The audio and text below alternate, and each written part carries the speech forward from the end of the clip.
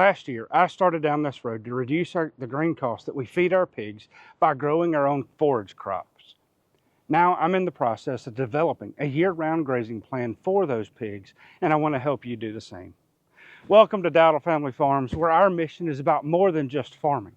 It's about revolutionizing the way that we nurture our soils, our livestock, and the ecosystems on our farm. You see, our story isn't just about raising pigs and cattle, but rather it's about embarking on this extraordinary quest to regenerate our farm soil, harnessing the power of cover crops and livestock to regenerate the soils, and in the process, crafting the most exceptional meat, all while turning the tide on traditional feed costs. Last year, we had some moderate success over the summer when we cut our grain costs by a staggering 75% for 8 weeks for our breeder pigs. And our feeder pigs that were out here, we went even further, slashing their cost by over 95% for 7 weeks. The savings, over $2,000. But to truly transform our farm and forge a more sustainable future, I realized that it's not just about those brief moments of abundance for a couple months out of the year. Rather, it's about creating a cycle of nourishment for livestock year-round through meticulously planned grazing and planting and timing those cover crops.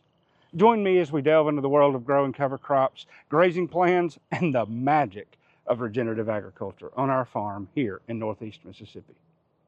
Now, this specific plan may not work with you, especially with these specific crops. But I hope that seeing how I'm preparing and planning our grazing plan for the next 12 months should help you develop your own plan as well. We'll start with our plan moving forward from right now. It's currently mid to late February, and most of our fields are in various stages of growth with our cool season cover crops. For example, this paddock here will have a group of 20 feeder pigs in the next few days, and it's less than about 6 inches tall in most places and 12 inches tall in other places. But I've wanted to let it grow a little bit farther before I turn the pigs into it. When the weather finally warms up, I will stop planting our spring pea and oat mix, and then I'll plant our warm season cover crop mix.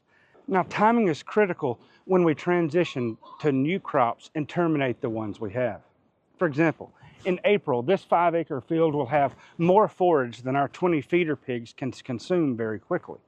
Plus, there are a few more acres in the other fields next to it, and although these pigs will begin going to the processor in mid to late April, our next batch of feeder pigs will be really small and won't be able to consume all that forage. Further, I want to get the bulk of my warm season cover crops planted in this field by late May while we still have good soil moisture. So if the pigs aren't consuming the forage quickly enough, I can always mow or use cows to graze these fields. Now, on this part of the farm, I'm more focused on improving the soil health than I am reducing my feed costs. Therefore, sorghum sudan grass will be a significant portion of the mix because it is the single most important crop that we grow for soil improvement. And while pigs graze it and eat it, it's not the most nutritious for pigs. Also, sunflowers and okra are cheap and offer diversity, and they have really good root structures that help beneficial insects as well, and they're great for grazing ruminants, though again, not particularly for pigs. Now, the nutritious warm season cover crops that I'll be planting for pigs include things like buckwheat, and if I plant it at a higher seeding rate than I would for cows or a typical cover crop mix, it makes phosphorus much more available for other beneficial insects, and turkeys and pigs love it. Also, pigs graze it really well. Cowpeas, mung beans, and forage soybeans increase the protein of the cover crop mix, and they take nitrogen from the air and fix it into the soil through bacteria. And I'll try to add some chicory and Boston plantain to these mixes if we don't have them growing in the pastures anyway. Then we have brassicas like collards and kale, add additional sources of protein and other nutrients to those forage crops. Also, I think I'm going to try some clovers in the warm season mix to see how they do. Typically, clovers don't perform well in the summer in Mississippi, but they might in a dense warm season cover crop mix. We'll see. Now, the first time this season when the cover crop mix is grazed, it is the most nutritious for pigs. The nutritious forages do not grow well after the pigs graze them, though. Buckwheat, brassicas, etc. Typically, the sorghum sudan grass regrows really well, and occasionally the cowpeas will regrow too if we let the buckwheat go to seed. It will regrow from seed after the pigs graze it, as long as we get a little bit of rain. Now, the stuff that regrows is the best in terms of biomass production, but it's not the most effective for nutrition. Now, we rotationally graze this warm season cover crop mix throughout the summer and into the fall. But let me mention a few different factors involved in managing this cover crop effectively. First, most species of sorghum sudan grass will go to seed very quickly unless you get a photoperiod sensitive or PPS variety. Managing the crop for maximum effective growth is really important, especially if you're trying to replace the grain rations with forage. You'll have to move the pigs much more quickly through the cover crop than they can actually graze the sorghum sudan grass, and to maximize its regrowth and soil health benefits. You'll need to mow it or graze it with cattle. Goats or sheep probably work as well, to get it to regrow very well. Second, after the cover crops regrow, there may not be as much nutritious forage. This is one of the beauties of buckwheat though, because once it goes to seed, it grows really well from seed without much effort on my part. Sometimes we'll just graze some of the first paddocks before the buckwheat has gone to seed, which is okay, because the plants are just as nutritious. But if I broadcast a little more buckwheat seed before I mow the rest of the cover crop, the buckwheat will regrow from seed pretty well. I suspect that grazing it with cattle would trample the seed into the ground, as cows knock down those plants too. Third, grazing the regrowth is not as effective nutritionally as the first growth because of how the pigs graze those more nutritious plants. And soybeans will regrow a little bit with the sorghum sudan, but it all depends on how the pigs are grazing it. Sometimes they root them up a lot. About the only thing that they do not kill by grazing is the sorghum sudan grass. Because of this, you may have to increase the grain rations or move the pigs more frequently depending on your climate. Let's take a look at some of the cool season cover crops and when we start planting them. We began planting them in our area in August.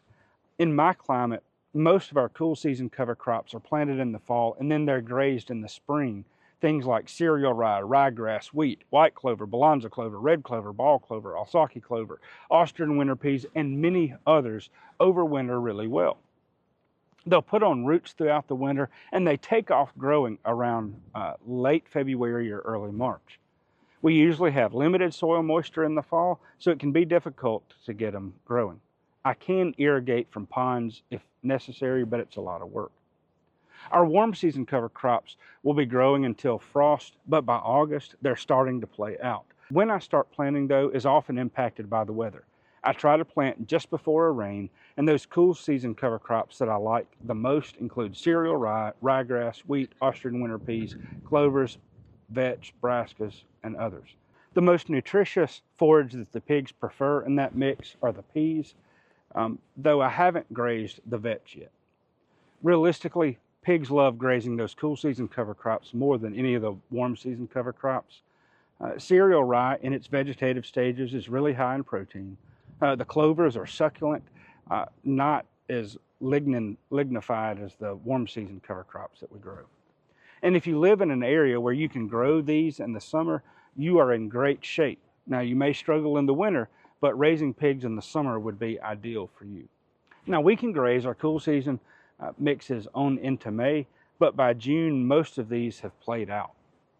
Some of our clovers last on into June if we have enough soil moisture. But really by May, we're trying to get the warm season cover crops planted because of that soil moisture that we have. Now, you may have noticed that there are some significant gaps in the production in our forage plan. Something is always growing on our farm, but it's not always easy for it to be grazed. Now, there are many of these gaps that we can fill with shorter season cover crops. Let's take a look at our fall grazing plan. But before we do, let me address how we conclude our warm season cover crop mix grazing. We can graze our frost-killed warm season cover crops on into the winter with standing forage, but we do have to watch out for prussic acid poisoning with a sorghum sudan grass. I've got other videos on how to watch out for the prussic acid poisoning. You can check those out later. Now, a few days after the sorghum sudan is killed by frost, we can turn the pigs back into those paddocks to eat whatever is there. But we still have significant production issues from August or September on through March. On our farm, we have several acres of hardwoods. That's where the pigs are over here to my left. You've probably heard them. And we can turn the pigs into there. In August, we have a lot of wild grapes. And by mid-September, our oaks have started dropping acorns. But really, those acorns dropped in those 10 acres of hardwoods won't keep our pigs grazing for very long. So if we're looking to significantly reduce our year-round grazing, then we need to find ways to fill in these gaps from the times the oaks have stopped dropping the acorns in October and November through the time in March that we can graze. And short season cover crops are those that produce their forage in 30 to 60 days. Let's take a look back at that fall. Our first frost dates ranged from early October to late November, but the weather is cooler. Sorghum Sudan grass can produce a lot of forage in 60 days in hot weather, but in cooler weather, even if it's alive, it doesn't thrive. Corn, on the other hand, does do better. And so I'm hoping to try a popcorn or a grazing corn based mix that I can plant with things like crimson clover or maybe mung beans and brassicas and buckwheat so that I can have standing forage available to graze in October or November. I haven't tried it yet, but this is just something that I'm hoping to do this year. Another really good set of crops to plant are fall brassicas, especially daikon radish, purple top turnips, and some clovers as well, and peas. I need to find a good fall growing grass like oats to mix in with it, but I'll just have to test some of those. But that should be ready to graze come December and January, and over the last few weeks, I've grazed some fall planted brassicas with our breeder pigs, and they've performed really well on them. I hope to try this with our feeder pigs this next year in 2024. While this won't completely close all those gaps in production, it will make a huge dent in those times of the year where we don't have a lot of production. The final challenge to a year-round grazing plan with pigs is that when I graze in January and February, I don't have many crops that I can go on and plant, and so I'll often have bare soil.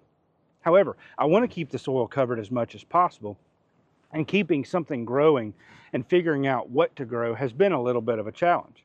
Historically, I've tried broadcasting seed of winter peas and rye and stuff into the ground, but it doesn't work very well. Most of the crops that I have broadcast and lightly dished into the soil, but it's way too wet this time of the year to plant like that. I recently purchased a small no-till drill that I think will help me plant a little more effectively. And in fact, in early February, I drilled some wheat and Austrian winter peas that I had available just to try the geril out. And surprisingly, they're beginning to germinate, even though the winter pea seed was 3 years old. I'm just about to order a spring pea oat blend from Green Cover Seed, and these are designed to be planted this time of the year. The peas and the oats won't be the most nutritious for the pigs, though I think the pigs will eat them. Of course, I can always graze and trample the peas and the oats with cows if I have too much forage, but my main purpose in planting after the pigs leave a paddock is to keep something growing in the soil to nourish and protect it year-round. Now, this is the overall grazing plan that I'm developing for my pigs this year. Of course, the nuances of the very specific cover crop mixes are not quite set. However, I am being very intentional about closing as many of these gaps in production as I can so that I can keep pigs grazing in fresh forage year-round. Of course, we still supplement our pigs with grain ration for growing pigs. And if you take a look at what grows in your area during what time of the year and know what you can plant, you can begin to develop a grazing plan that'll help provide nutritious forage for your pigs so that you can reduce your grain cost as well. After all, it produces some outstanding pork, and the pigs are happy. Take care and have a great day.